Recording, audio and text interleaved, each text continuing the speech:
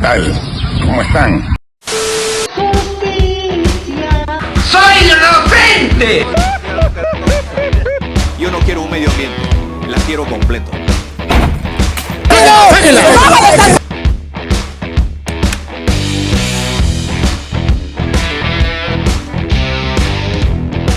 ¿En qué quedó el paro? Ayer se desarrolló un paro de transportistas a nivel, sobre todo en Lima. El anuncio era que iba a ser a nivel nacional, pero terminó siendo solamente en Lima. ¿Qué es lo que ha dejado? Al final del día hubo enfrentamientos entre algunos manifestantes un poquito alterados y la policía.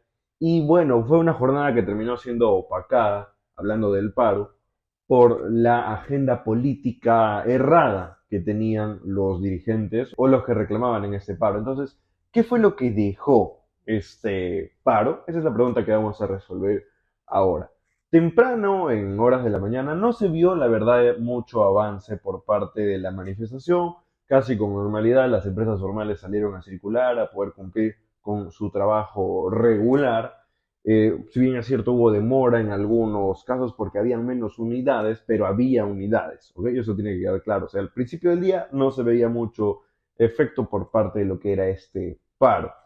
Con respecto a ya avanzando el día, algunos grupos se fueron formando y en horas de la tarde algunos grupos, sobre todo en la zona norte de Lima, empezaron a llegar o a dirigirse hacia el centro de Lima y en algunos casos específicos hacia el Congreso de la República. Precisamente en horas de la tarde, un contingente policial estaba esperando a la turba en dirección al Congreso de la República, y esto generó que empiecen los enfrentamientos porque como no lo dejaron pasar de un lado, otro grupo apareció de la nada por otra calle y como que rodearon a la policía y la policía los reprimió y empezaron a lanzar bombas para dispersarlos.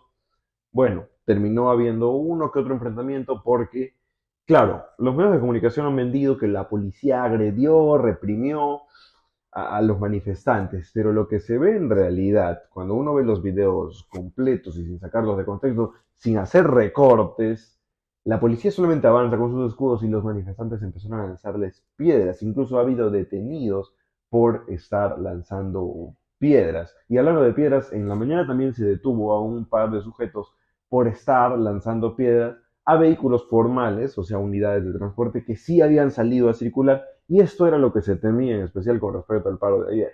Ahora, ya en horas de la noche, algunos dirigentes de los gremios de transporte, de la organización de transportistas, llegaron al Congreso. Más o menos a eso de las 9 salieron a declarar a la prensa y dieron a conocer de que de no haber sido respondidos sus pedidos, que sobre todo eran dos, se iba a continuar el paro, y a raíz de que no les dieron una respuesta en el Congreso de la República, anunciaron que el paro va a seguir hoy. Entonces, el paro va a seguir hoy. En teoría, sí. Ellos dicen que puede extenderse hasta mañana. Normalmente los paros en fines de semana no tienen mucho efecto. Hoy no sabemos cómo vaya a ser el desarrollo a estas alturas del día. Si bien es cierto, el Ministerio de Trabajo ha dado un plazo de 2 horas para que puedan llegar con algo de retraso las personas a sus centros de labor. Pero una paralización masiva del transporte público no hay de momento. Vamos a ver cómo se va desarrollando el día y eso se lo vamos a comentar ya la próxima semana.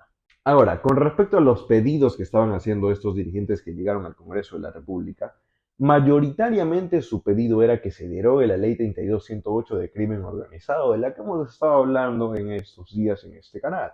Y ya les hemos dicho, esto responde a la manipulación que ha tenido el pedido urgente, necesario de estos manifestantes, de estos dirigentes, de estos gremios, y ahora están asusando a sus compañeros con el mismo concepto, bajo la misma idea, bajo la misma premisa, de que si no se deroga la ley 32.108, que es la causal de todos los pecados que puede haber en Lima, van a seguir haciendo paro. Y tienen que entender que no es así. Esta ley no provoca que haya mayor delincuencia. Lo que provoca que haya mayor delincuencia no sale del Congreso, sale del Ejecutivo, que no tiene planes de contingencia, que no tiene planes de prevención para enfrentar a la criminalidad. Pero esto no lo termino de entender. Entonces, otra cosa que estaban pidiendo era que no se apruebe la ley de terrorismo urbano. Para el paro anterior estaban pidiendo que se apruebe la ley de terrorismo urbano. Pero ahora, evidenciando que su pedido, que su idea, que su agenda política ha sido manipulada, están pidiendo que no se apruebe. Este cambio es bastante radical. De pedir una aprobación a una no aprobación, hay pues bastante trecho. Entonces, algo ha pasado ahí con estos dirigentes, ¿no? Qué curioso.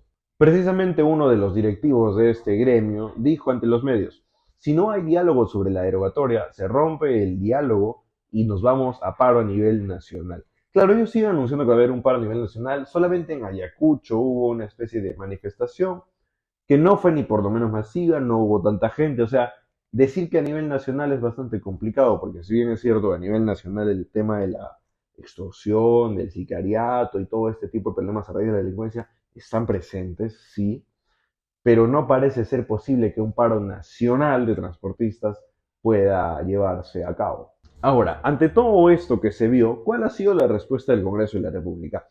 Como respondiendo a la medida o a la presión que han querido poner los manifestantes, algunos congresistas presentaron un proyecto de ley para derogar la ley 3208 de crimen organizado. Quieren volver a darle vigencia a las normas que fueron modificadas.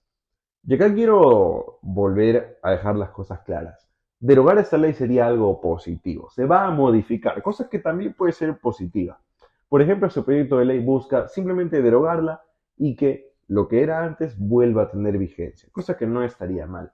El pedido de derogar la ley como tal no es negativo, pero pedir que se derogue la ley para que se solucionen los problemas de delincuencia, eso es negativo, porque están teniendo falsas expectativas de algo que no va a suceder. ¿Quiénes fueron los congresistas que presentaron este proyecto de ley entonces? Susel Paredes, José Coaila, Alfredo Pariona, Jaime Quito y Silvana Robles, entre otros más, pero que nunca había oído de su existencia. Así que vamos a continuar. La semana pasada estaba voceándose, se estaba diciendo que estaban dispuestos a derogar esta ley. Luego la Junta de Portavoces, que son los voceros de todas las bancadas, dijeron que no se iba a derogar, que no era negociable, pero que se iba a modificar. Sin embargo, ahora vuelven a presentar un proyecto de ley que busca derogar esta ley.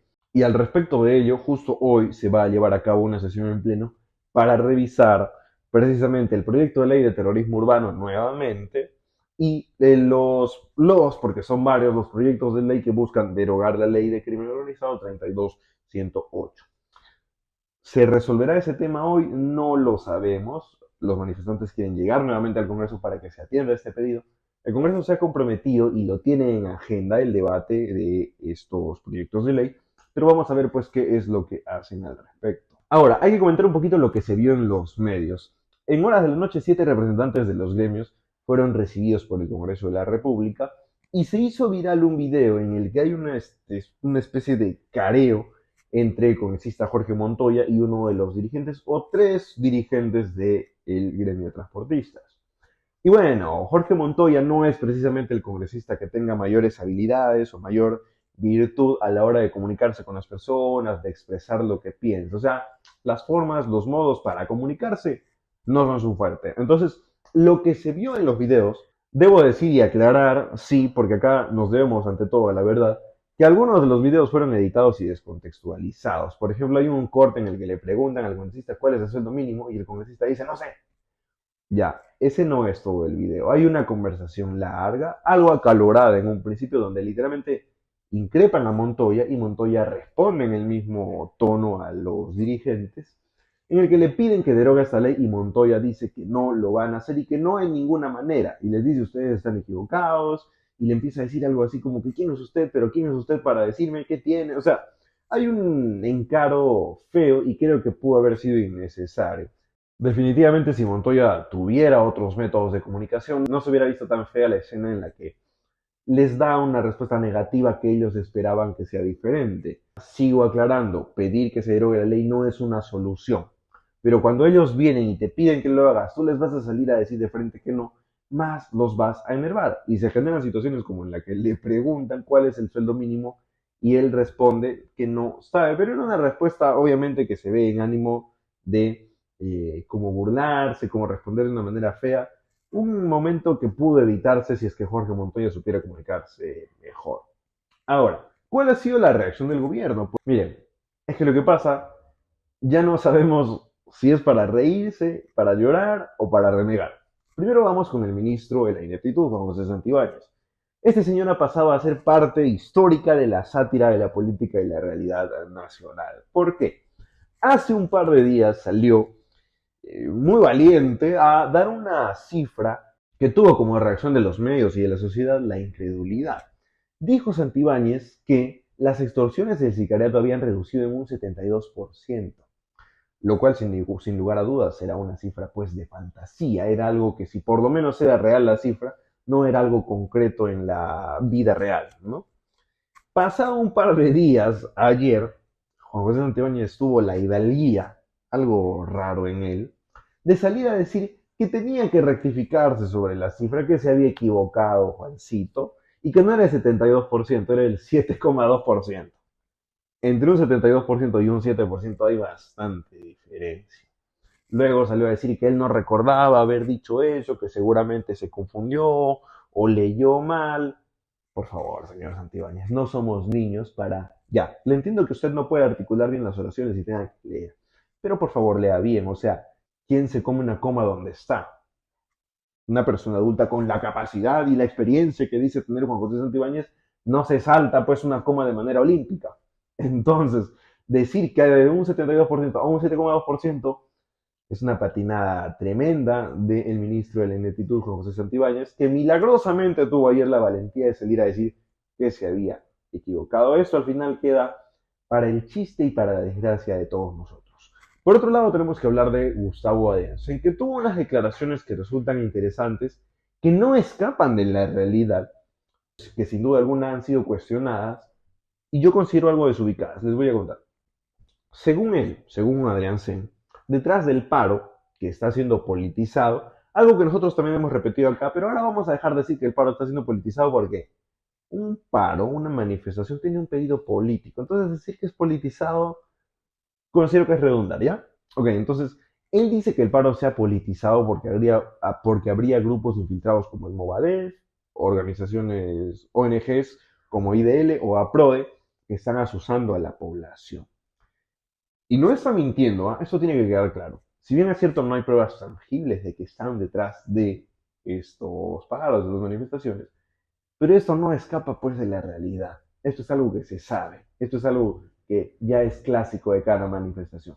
Que las ONGs, que algunos medios se cuelgan de algunos pedidos para poder cumplir y hacer presión para que se cumpla su agenda política. Y en este caso es más indignante aún porque se están colgando de un pedido que, como les había dicho en un video anterior, es un pedido de un paro novedoso, raro, porque no es un paro que busca obtener beneficios de interés personal o de interés de algunos grupos en específico. No, simplemente es un pedido de urgencia, una llamada de atención, porque los están matando y no los dejan trabajar. Es algo urgente. Y es lamentable que algunos sectores ideológicos se cuelguen de este pedido para poder cumplir su agenda política, como en este caso su misión es desacreditar al Congreso de la República, y vaya que no lo han logrado, porque ahora los dirigentes de las agrupaciones creen que el Congreso de la República es el mismísimo diablo y que él es el causal de todos los problemas que tiene el Perú, cuando en realidad el principal culpable y el principal responsable a la vez es el Ejecutivo, es el gobierno del pueblo. Ya, pero si no miente Adrián Sen, ¿por qué dices que es desubicado? Les explico. Porque al gobierno, una, ni le conviene, dos, ni le corresponde estar señalando culpables.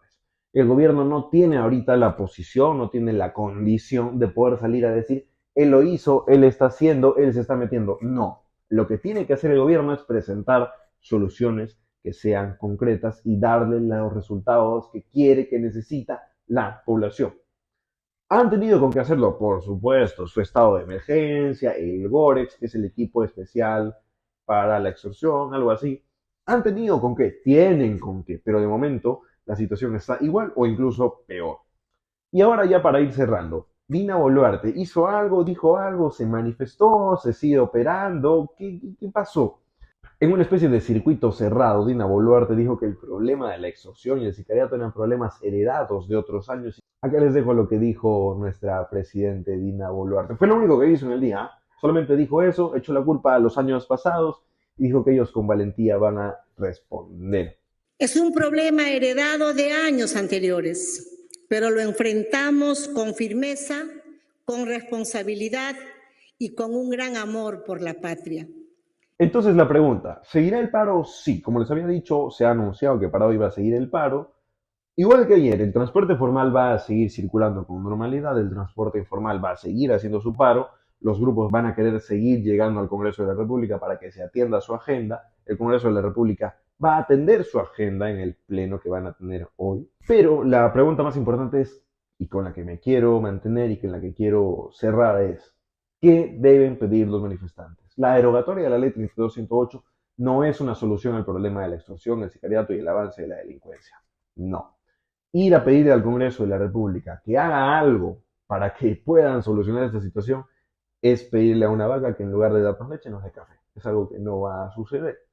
Tienen que pedirle al gobierno que den resultados, tienen que pedirle al gobierno medidas concretas, medidas realmente que puedan verse y que puedan tener lo que más esperamos los peruanos, resultados prontos. Y yo creo que otra solución que podrían dar, que podría ser positiva e incluso populista, porque varios estaríamos felices de este anuncio, es que retiren de una vez al inepto de Juan José Santibáñez. Pero esto no va a suceder porque es el engreído y a la vez el protector de Dina Boluarte. Entonces, reitero y cierro acá, derogar esta ley, el pedido de que se derogue esta ley no está mal, es positivo porque la ley es negativa, no tiene efectos positivos, pero creer que esta es la solución a los problemas es algo errado, solo demuestra ignorancia y manipulación de discurso. Lo que en realidad tienen que hacer es pedir al Ejecutivo respuestas sólidas, concretas y de resultados prontos. ¿Tan difícil será entender esto?